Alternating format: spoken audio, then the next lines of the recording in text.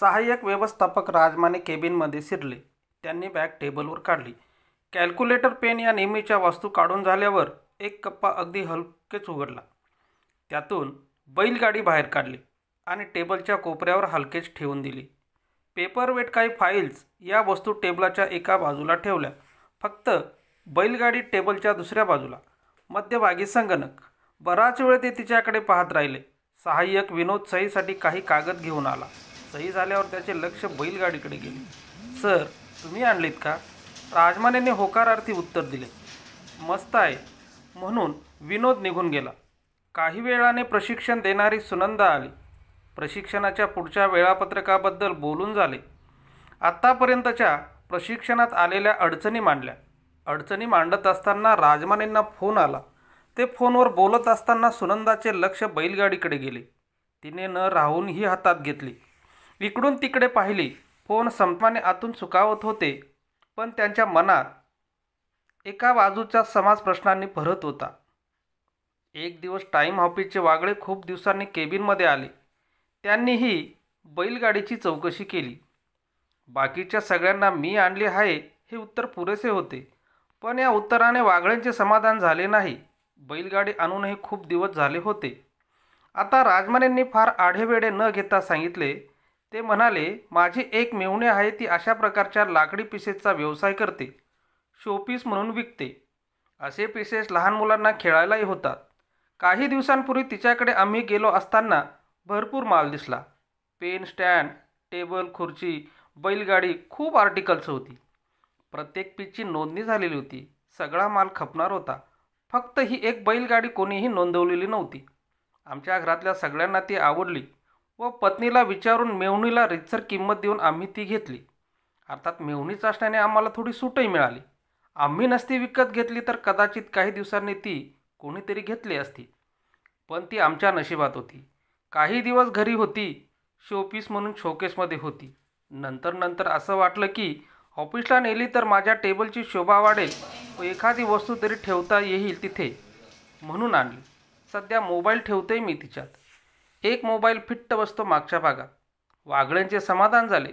Piece मस्त आहे साहेब, तुमची दृष्टी सौंदर्यवादी आहे, हे माहीत नव्हतं, असे म्हणून ते निघून गेले.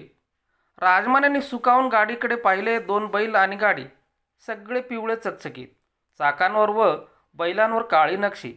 ऑफिस सुटले. राजमाने गाडीत बसले. गाडी पुढे धावू लागली. मनातल्या समासात खूप गर्दी झालेली होती. त्यांना काही महिन्यापूर्वीचा प्रसंग आठवला. कुटुंबासह आपण बाहेरगावी फिरायला गेलो होतो.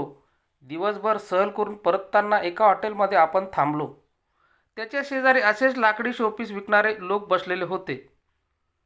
घोडे, टांगे, बैलगाड्या अशा बऱ्याच गोष्टी होत्या. चहा घेताना आपली बायकोची व मुलांची काहीतरी चर्चा झाली. पीस मस्त आहे, घ्यायचा का एखादा, किंमत वगैरे बोलणे झाले. कोणीतरी शोकेसला हात लावते, मग ते तुटतात, नकोच घ्यायला, असेही बोलणे झाले. ते रस्त्यावरचे विकणारे कुटुंब त्यांचे ते पिसेस विकले जावेत म्हणून मनापासून प्रयत्न करीत नव्हते. ओरडून लोकांना बोलवत होते. अनेक जण गाड्या थांबून पाहून जात होते. काही जण विकतही घेत होते. कुटुंबातला एक मुलगा आपल्याकडे आशाळभूतपणे पाहत होता.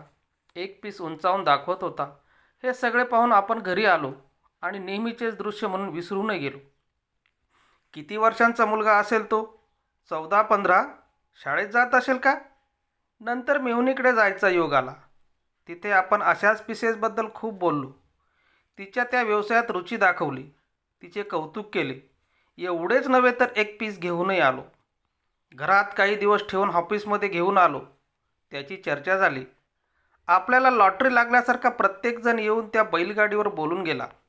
दोन्ही घटना सारख्याच. वस्तू ही तीच, विकणारे लोक वेगळे. रस्त्यावरच्या त्या गरीब कुटुंबाकडचा पीस आपण खरेदी केला नाही, मेहुणीकडचा मात्र घेतला. मेहुणीचे बस्तान त्या व्यवसायात केव्हाच बसलेले होते, पण त्या कुटुंबाचे पोट कदाचित त्या एखाद्या बैलगाडी विकल्या जाणाऱ्यावर होते. माझ्या केबिनमध्ये येऊन बैलगाडीचे कौतुक करणाऱ्यांपैकी तरी किती जणांनी अशा रस्त्यावरच्या विक्रेत्यांकडून वस्तू घेतल्या आहेत आणि किती जण यापुढे घेणार आहेत? सतत मोबाईल, रिमोट, कीबोर्ड अशांची सवय झालेल्या बोटांना ती गाडी हाताळताना फारच वेगळी वाटली असेल. विंडोज 7 दाखविणाऱ्या संगणकाशेजारी बसवलेला तो ग्रामीण पीच चर्चेत आला. यात काहीच आश्चर्य नाही. आधुनिक कार्यालयात दिसले म्हणून कौतुक झाले, नाहीतर राजमानेची रात्र बेचैनीत गेली.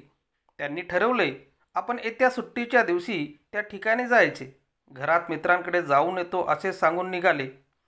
त्या हॉटेलपाशी येऊन पोहोचले.